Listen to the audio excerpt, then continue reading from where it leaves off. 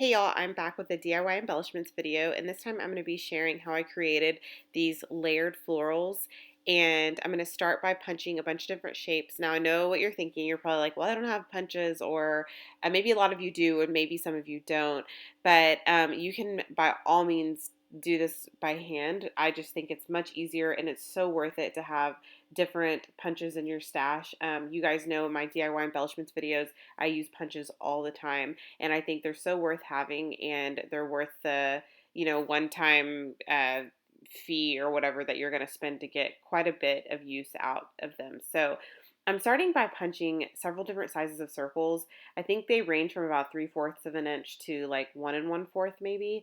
And then I'm punching a couple, like two different sizes of hearts. One's a Martha Stewart punch, and the other one's just probably like a standard little mini heart punch from either Michael's or Hobby Lobby. I think it's in one of their brands.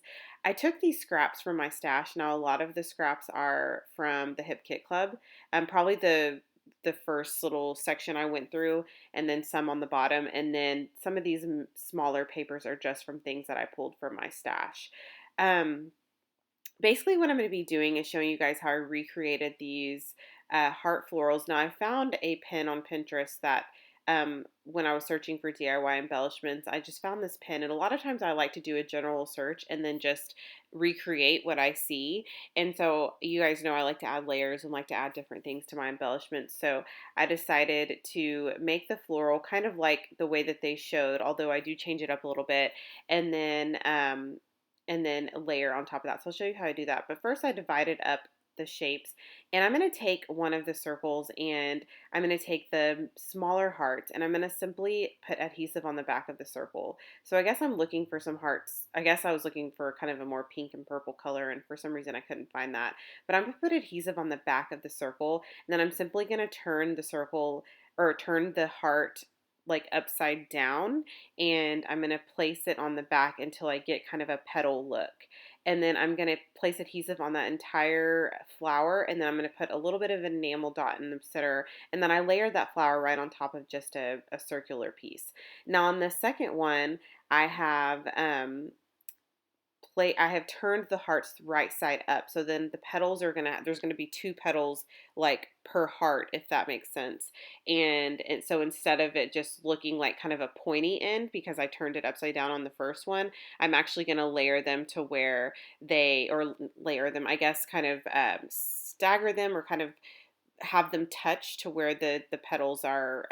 There's two, so I really like the way that one turned out, almost better than the first one, but I do think that they get better as I go, because I think of other things to do. For this one, I'm going to use a bigger heart.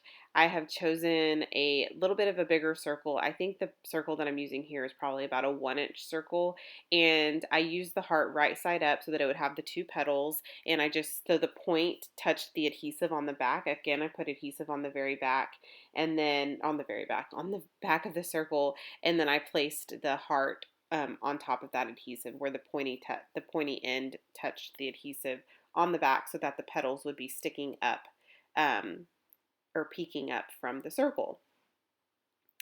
And so I'm going to do the same thing. I do this several times so that if you didn't catch it the first couple times, you will catch it hopefully the last few, like the last three that I create.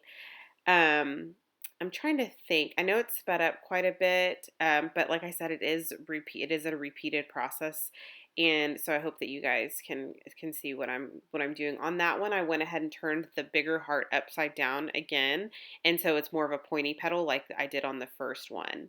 Again, it's just layering a heart behind a circle, and that's exactly what I'm doing the entire time. I'm just getting a feel for how many I can put. Now it's going to depend on the sizes of your circles and the sizes of your hearts, of how many hearts will actually go around the circle. And so you can play around with it. What I did was, if I got to where there was too big of a gap, I just adjusted them and it was fine. I'm using Tombow runner. It might be a little harder to do if you use like a glue that dries pretty quick, but I really loved using that because it was easy to kind of take them apart and move them around. And some of these I sew anyway, and I'll show you guys how I do that there, or what they turn out like there at the end. Now I needed a couple more bigger pink hearts here, so I'm using this paper. I think that came in our Hip Kit Club actually this month. And I am going to do the flowers right side up on that one so that there's two petals.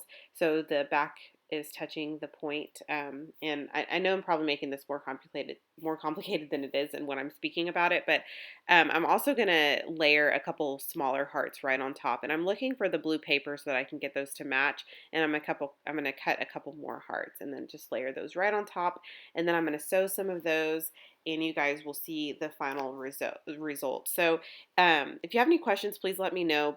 But basically, and you guys will see these up close in my final photo so that you'll get a better idea. I guess I'm making another one. Thought that that was it. But all I did was add the adhesive to the back of the circle and then I placed the hearts all around it. And you can do them right side up or you can do them upside down depending on the type of petal that you like. On that one, I went ahead and did it upside down so that the petals would be pointy. Okay, so I am going to just find a little label to go on there and I'm going to add a tiny text word from that little Tim Holtz book. And then I think that's going to be it. I think I ended up taking that enamel dot off because I knew I wanted to add a sticker, so then I placed it back on there. So it's no longer in the center, which is fine. It looks more like a sun, which I think is pretty cool. I think I'll pick that one up here in a second and show you. But I really love the way that those turned out, and I hope you guys did too. And here's a final photo of the product. So I hope you guys have a good rest of the week, and let me know if you have any questions.